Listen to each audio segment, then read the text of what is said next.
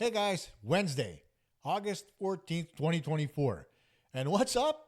The Maple Leafs are up. No, not because they missed another round in the playoffs, because that's just what they do. Nope, today they went one step further to make themselves look like a bunch of jackasses, taking the captaincy away from John Tavares and giving it to Auston Matthews. We'll discuss. And Ken Dryden said that he thinks that Carey Price should have his number in the rafters at the Bell Center with the rest of the greats of the Montreal Canadiens. Agree? Disagree? Put it in the comments because it's time for Montreal Hockey Talk.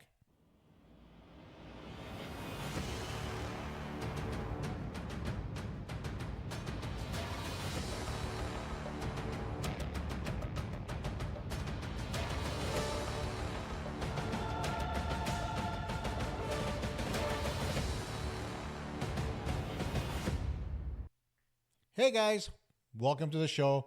I'm Coach K, or otherwise known as Costa Popoulias. And before we go any further, I just want to make sure you guys remember, like, subscribe, hit the notifications button, and do me a favor, tell your friends, because a lot of people don't know that we're back, don't know that we're coming back in force. Just because I'm sitting here right now doesn't mean that the show's not going to get better.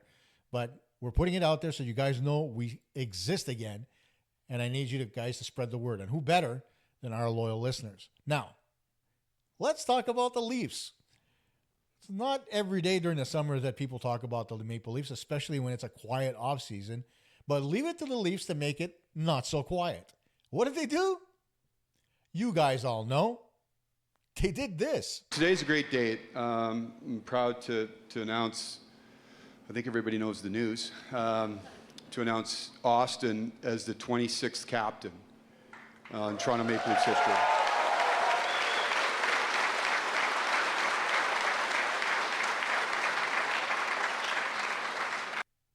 Now, can somebody please tell me who these a-holes are at the press conference who are clapping? It's a press conference. You're supposed to be objective. Why are you clapping? A player who poured his heart out for your team is losing the captaincy because your general manager wants him to, and then the other nut bar in the middle who wants it to make the other guy feel worse is standing there with a big smile on his face. And you're clapping. If I were the Leafs, I would take those guys that were clapping and tell them, you know what? I'm revoking your press pass. Get the hell out, because you're making our former captain feel like a piece of crap. Not that the Leafs aren't doing that on their own, but still, it is what it is, right? John Tavares isn't my favorite player. I'm gonna put that out there right away. There's a lot of things that I think he leaves off the ice rather than on. And despite the fact that, he's got over 1,000 points in the league and over 450 goals, John Tavares had a lot more to give. But I think the league, and the Leafs especially, sucked the life right out of him. When you keep losing in the first round of the playoffs, I don't care how good your team is. I don't care how fantastic your core is. It takes something out of your soul. And to do that, year after year after year, and to always find new ways to lose, because it's not the same every year, right? We all know that. I mean, to do this to Tavares, I feel bad for him. All that, you listen to him in this next clip, and he's giving the jersey over to Matthews, but, just take a look at him. Look at the smile, and look at that red spot near his temple. And you tell me whether or not John Tavares looks like he's a happy camper.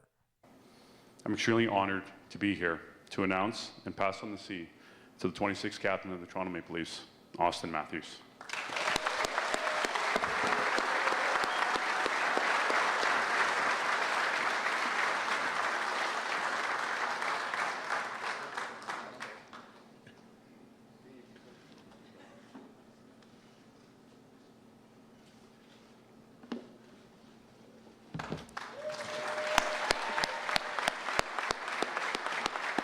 Screw you guys, I'm going home.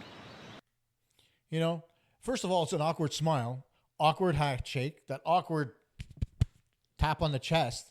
And to cap it all off, the heir to the Boston Pizza fortune can't open the pizza box that has the jersey in it to give it to the two players. I just think it was a complete mess to begin with, right? All in all. But you take a look at them, you've got Auston Matthews standing there, big smile on his face, first American-born captain of the Toronto Maple Leafs. Like, that's a big deal. I don't think anybody in Toronto cares that Auston Matthews, one, is American, and two, is the first American-born captain, because it doesn't mean anything, because they still won't win the Stanley Cup. But then you look at Tavares, and he looks like he's grinding his teeth. He's putting on that constipation smile, like he's got to take a crap. Despite what popular opinion is, I don't think he's happy. And if you were to listen to the press conference just before that part, where he poured his soul out and said how, he loved being the captain of the Leafs and how important he was to his family, sure, he could be paying it lip service, but I don't think so, because he took the time to write something that was heartfelt, well-spoken, and you could tell it meant something to him. So for him to give this up, this is a pure tree-living move. This has nothing to do with Shanahan. It has nothing to do with new coach Craig Berube. It has everything to do with Tree Living trying to put his foot down and put his stamp on the team that he's now the GM of. Kind of like what he did in Calgary. But I don't think he's going to be any better here in Toronto.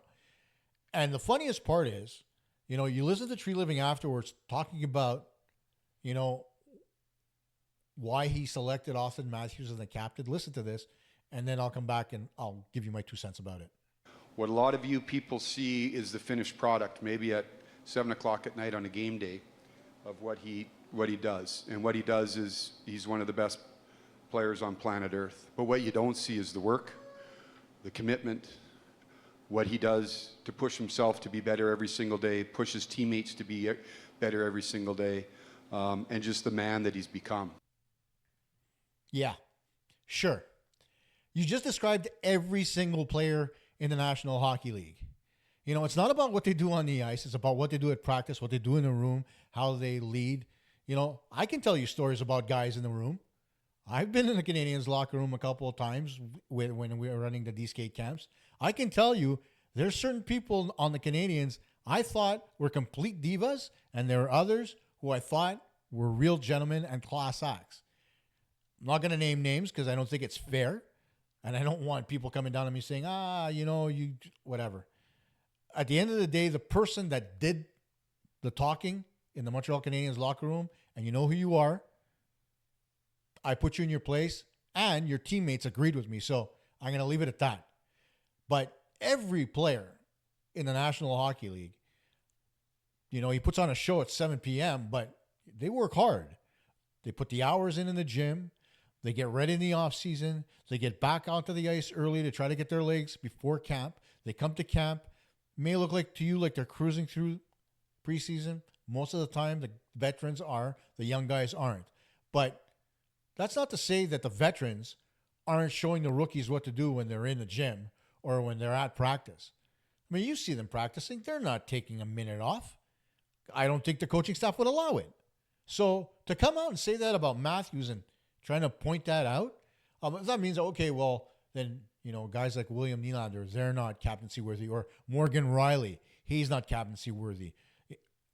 What a load of crap. I'm sorry. You want to make Matthews your captain? Fine, make him your captain. But don't turn around and say that like he's special when it comes to leadership, because everybody who wants to be anybody in the National Hockey League works their tail off to get there. And, by and large, when you look at the guys that are the pluggers, the third and fourth line guys, they work even harder than your top tier players to keep their spots. So that line of thinking, it's outdated and it misrepresents all the players in the National Hockey League. I think it's bullshit. Anyway, that's just Tree Living covering his ass. Now, finally, you're at the press conference and you want there to be somebody who's going to ask a question that's going to make you laugh. Well, I didn't get the reporter's name, but holy hell, the question was good. Can you maybe tell us what you think is the primary responsibility or role of the captain? And just very quickly, did it cross your mind even for half a second to say thanks, but no thanks? No, it did not. No, not really. Well, of course he's going to say that, you dipstick. What do you think he's going to say? Yeah, well, they wanted to give me a C, and I thought, considering when Tavares came over, they gave it to him first, I might have turned around and said, nah, thanks, but no thanks. Of course of course Matthews is going to take the C. He's not going to tell you he didn't want it. Of course he wanted it. We all know he wanted it. He wants to be, the guy with the big dick on the bench. That's John Tavares. It's not Auston Matthews. Tavares has the miles, he has the experience, and he has the class, which I don't think Auston Matthews has too much of, given, his antics on the bench last season, especially in the playoffs. But, good luck to Auston Matthews. You're about to become the captain in the most hated market in Canada and the most critical market in Canada. So good luck, because if you end up on the Max Pacioretty train where you score 30 goals and then you stop producing afterwards because you're the captain, you're not going to be very popular with your fan base. So good luck to you. Now, the last thing I'm going to say about this whole captaincy bullshit is that, and this is from my experience coaching, and it's also having dealt with other coaches as well, normally the captain's not picked by administration. It's one of two things. You either put it to the players or you allow the coach to pick his captain. Not the alternates, but the captain himself. And I'll explain why. Like any other sport, your captain is supposed to be an extension of the coaching staff. So, whether it's Messi in Argentina or when he's playing with Inter Miami, or whether it was David Beckham back in the day, or whether it was Patrice Bernier with the Montreal Impact here, or, even if it's a football team's captains, at the end of the day, if a player goes over to talk to an official, like a lot of hockey players do, they're an extension of the coach. So you try to represent your team the same way your coach would. And so, because when the coach wants to talk to an official, he'll either stand between the benches or he'll give his captain a tap and just tell him, go tell the ref I'd like to talk to him. You go over, you say, hey, listen, ref, my coach wants to talk to you. He either goes right away or he gives him a signal like hang on, and he goes over and talks to him after the fact. But that's how you get their attention. You do it to the player that's on the bench. So strike one is you're allowing the general manager to pick your captain. Okay. Now it's going to be interesting to see whether or not they actually allow the players to pick the alternate captains, or whether or not that's going to be a tree living decision too. Because I'm sorry, if you would have gone a little bit further in the press conference and seen Craig Berube's face, I think he's the only person in that room that didn't want to be there. He looked like he had so many better things to do. And so he sat there with that curmudgeon face and just looked at the cameras, took his pictures, walked off into the sunset, didn't say a word. And I don't think he's very happy that he didn't get to pick his captain, because most coaches like that. So, I don't know. Toronto just keeps doing things ass backwards. And it's about time that they changed up Shanny, got him out of there, and got new mentality, something that's more modern, something that's more along the lines of, you know what, we're going to turn around and we're going to do this the right way. You want to keep your core in place right now to be competitive, that's fine. But you got to do something with the draft. You got to build your team the same way the Rangers did, the same way Montreal did, the same way the Senators are. You got to learn to draft. You got to learn to develop, and you got to learn to create longevity within your organization. The Leafs have never had that. The Leafs are like the Rangers were back in the 90s, where they'd buy all the free agents and not really develop their own players. Granted, Marner's their own, Nylander's their own, Matthews their own, but those guys were no-brainers. When you look at guys that they picked up like Tavares and such, and in past years they picked up other players that have been absolutely no use to them, well past their prime, and just, names to try to pacify the fan base. The fan base in Toronto is not stupid. They know they've got a good team. They know that they need a couple of pieces, and you know what? I think the team's going to be pretty good this year, except for the fact that you've got Wall as your starting goaltender. I would have gone out and looked for another goalie. I would have made a play to probably get Jake Allen. I would have made a play to probably get another goalie off another team, somewhere where I know you got a 1A and 1B situation. Maybe I would have gone to Montreal and said, you know what? How about trading me Caden Primo or something like that? They probably wouldn't because it's in division, but you get the drift. Make an effort. Find a goalie.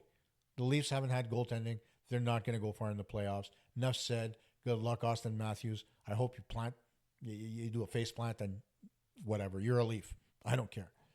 Anyhow, now, on to some more pressing matters when it comes to the Montreal Canadiens.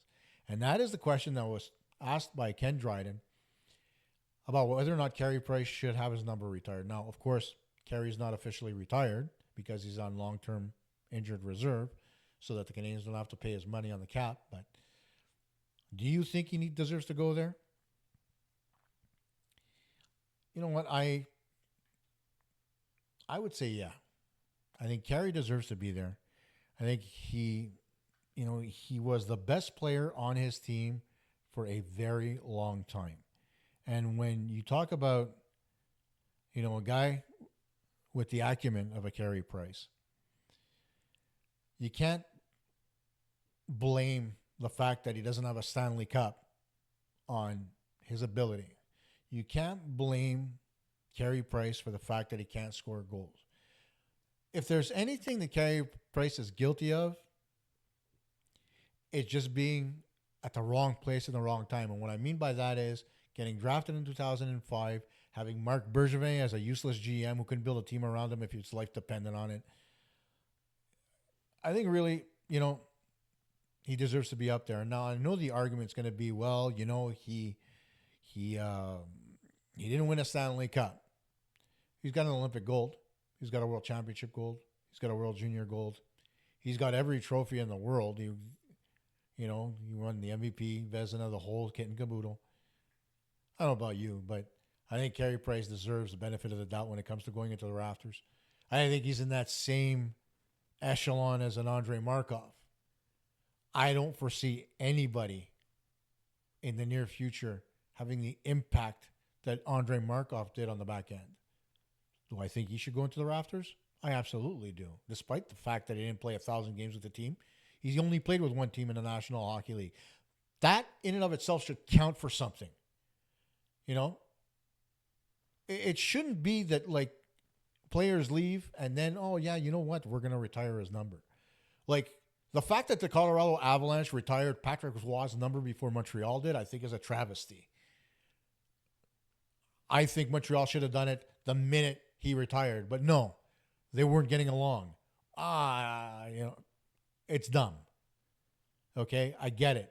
The first guy that should have had his number retired during that stretch, during the 100th year anniversary, and prior to that, should have been Patrick Roy. I mean, granted, you had guys like, Bernie Geoffrion getting his number retired and Howie Morenz, guys that, well, not Howie Morenz. I mean, Geoffrion went up right next to his father-in-law, Howie Morenz. I mean, it's deserved. Geoffrion he invented the slap shot. He deserves to be up there. He made a difference to the game the same way Jacques Plante did, the same way Maurice Richard did, the same way Henri Richard did. They all deserve to be up there for different reasons, right? Of course, Henri Richard winning the most Stanley Cups of any player in Canadiens history. That's a reason to be up there. Yvan Cournoyer, he's got a reason to be up there. Ken Dryden only played, 9 seasons? 8 seasons, actually. He played from 71 to 79.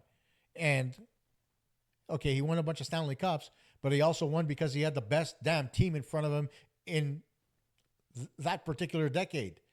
When you have a team that wins 8 games, it's not on the goaltender only. It's the fact that you have firepower up front and you've got the big 3 on D in Robinson, Savard, and Lapointe, who, by the way, deserve to be up in the rafters at the same time as Robinson and Savard and shouldn't have had to wait to be the last one with his banner raised.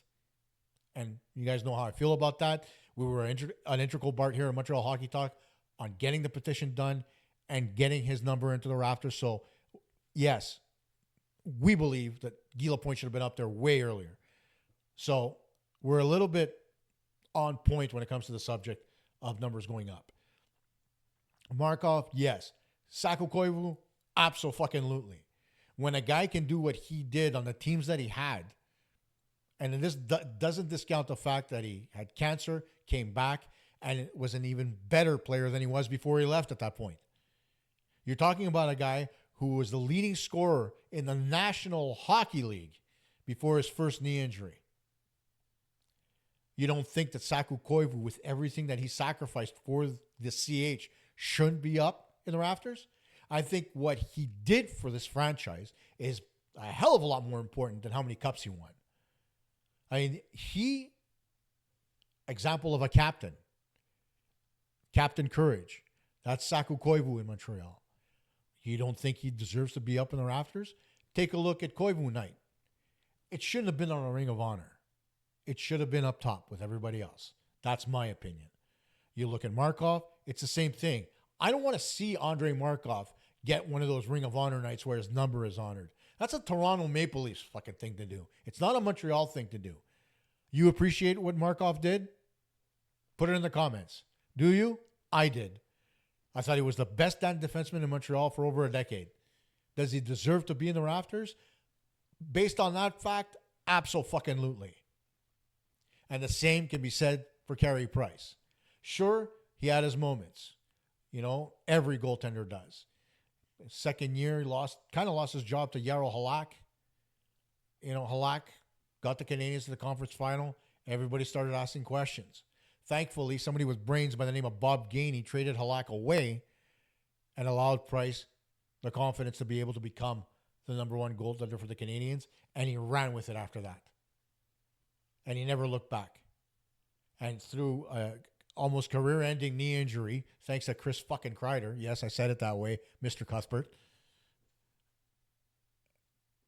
you know, it almost cut his career short. And it ended his career because at the end of the day, he couldn't prolong his playing time because of the fact that his knee was so messed up. So does he deserve to be in the rafters? Yes. If the teams are bad in front of him, that's not Carey Price's fault. Can he stop the puck? Was he spectacular? Did he have great numbers? Youngest goaltender to ever get to 300 wins in league history? Yes. Put him up there. At the end of the day, well, the team will be better for it. You get the next generation of players that are going to come in and look up and recognize the Koivus, the Markovs, the Prices. And they're still going to understand what pride it is to wear the CH on their jersey, even though we haven't won a cup since 1993. That's it for tonight, folks. I don't know if I'm going to do a show for Thursday because, well, I've got some personal stuff to take care of, but hopefully we see you on Friday. Bye for now.